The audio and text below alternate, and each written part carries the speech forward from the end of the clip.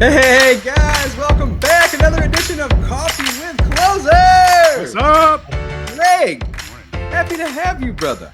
Good morning, everyone. I'm honored to be a guest on the show. I see you guys launched this, what was it, like 5 months ago now or 4 months ago now?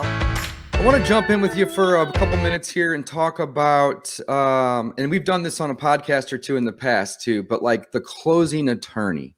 And this just blows my mind, right? So I'm in St. Louis, Missouri. We have title companies that can get deals done, and we have closing attorneys who can do it. But I'd never go hire an attorney if I can just have a title company do it. It's typically cheaper, and it's not required, right? Mm-hmm. But up in New York, where you do a lot of investing, everybody has to have an attorney? Yeah, in New Jersey too, and Connecticut. Or in New Jersey too? The 3 states, yeah, you got it. PA, you don't have to have an attorney, so that's a good area to do it in without dealing with the crap. But basically, so I'll just speak mostly towards New York State, which is pretty popular. So there's probably a good amount of investors who are watching this or who will watch this.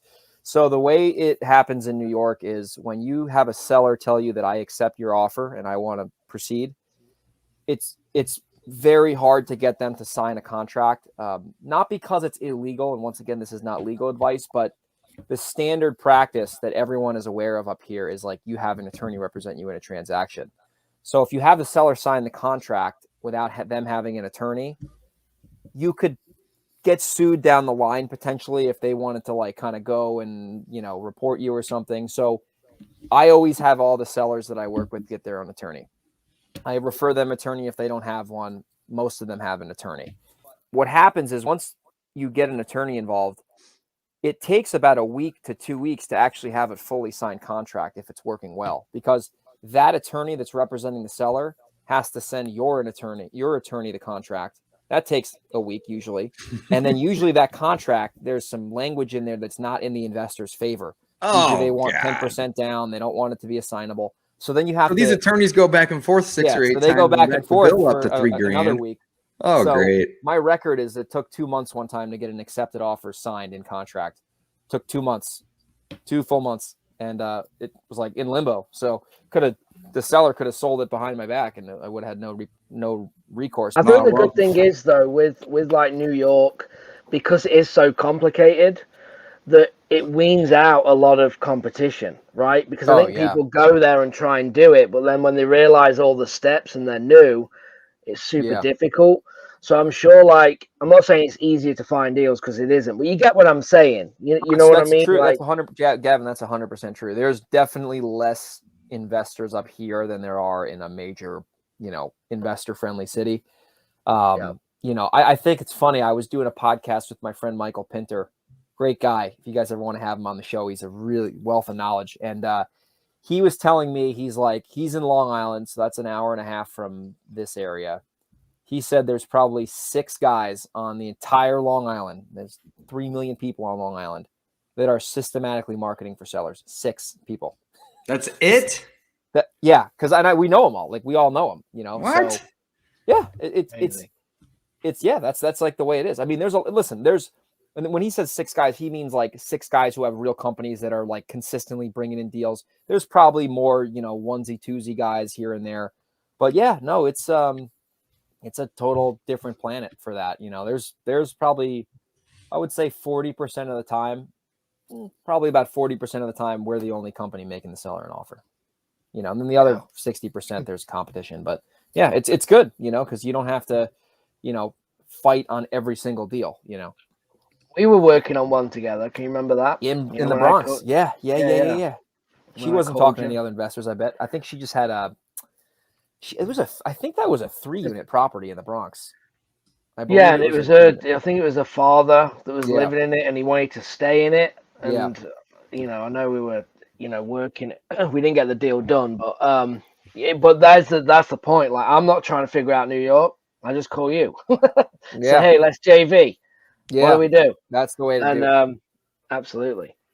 So the point of that is like a lot of investors, especially if they're new, if you want to add value to someone in your area, bring them deals and JV with them. And you'll learn so much just from working with someone who has a lot of experience. And they're going to want to take your call if you're bringing them real opportunities. Because the way I look at it, I have a lot of people bring me deals. that's a free lead for me. Like that's a deal that I didn't have to pay any money for it in advertising. So if I have to split it with somebody, I don't care. It doesn't matter to me, right? Because that's essentially like just a free property that I got. And let's say we make 20 grand, it's like $10,000 kind of falling from the sky. That's how I look at it. I was just hanging out with Dodge for a few days, and we were talking about this, like where we literally tell people like every step, like exactly what to do, like exactly what to do. Yeah. And then they'll do nothing. Nothing. Yeah. And then they'll go and buy a course. Oh, we talked about this the other night about how there's... And then they'll go and buy $5,000 and still do nothing. You've just told them for free what to do. And buy another course. And then they buy another course. And then they buy another course. We just did a 2-day event in St. Louis, and there's a guy there. I won't say his name, but he could be watching. He'll laugh because we talked about it. He's bought so many courses, you don't even know what he's bought. You can't even get into them. And like Joe, he bought Joe's course and then tried to rebuy it because he forgot he bought it. And he's like, I am a course junkie. He buys everything from everybody. And it's just like, but not doing deals. It just blows my mind. What's his name and email? Yeah, what's his name? Let me have him opt into my phone. I'm going to sell it. I'm going to sell that lead to all of you. Yeah, sell it to me for, it's funny. Go on Kajabi. That's funny. That's hilarious. I've learned the hard way that it's very few people will take what you give them for free and do anything. It's so rare, that you get that unicorn once in a while who's like just like an alley cat, starving for a meal. But that's not that common in 2021 with all the craziness going on nowadays. No. you need to also like you have to bring value. That's what I look for. Like you got to bring something to the table of value. Where you can't just come with a taking mindset. You've got to give something to get it back, right? And I don't know what that is, but how can I help you? Like maybe if I was new, like when I started, I was doing follow-up for people, right? And then if I got a deal, we'd split it. So I'm actually, when I went in to get in front of people, I was adding value, right? By positioning, hey, are you, what are you doing for follow? Oh no, it's always falling through. We never get to it. Hey, what if I come in and I worked all your follow-up for you? Okay, and anything I get would partner on. How does that sound? So I'm adding value to get to the table. Does that make sense? Which is key. Gavin, will you explain to me what you said the other day about how you had a guy that had been doing deals for 12 years? You know what I'm talking about. Yeah. So we were at the event. And we kind of went around the room at the start, like, hey, like, why are you here? What's one thing you want to get out of the event? And it was constantly like, let's say we had 40 people. I'd say at least 20 was about a CRM. Oh, I need help with this. I need help with FreedomSoft.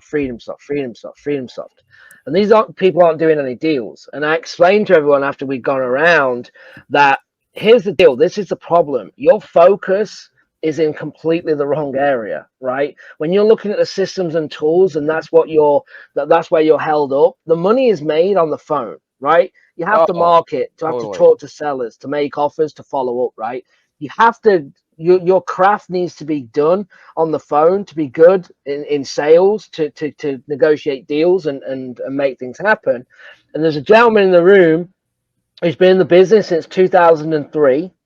Okay, he did from 2003 to 2015 without a CRM, right? He didn't get a CRM until 2015.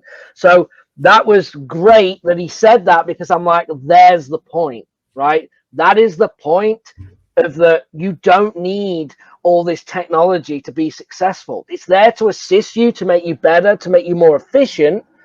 But the reality is the money's made on the phone, and that's just it. And I don't care what anyone says. That's my opinion. I 100% and I think we probably all have the same opinion.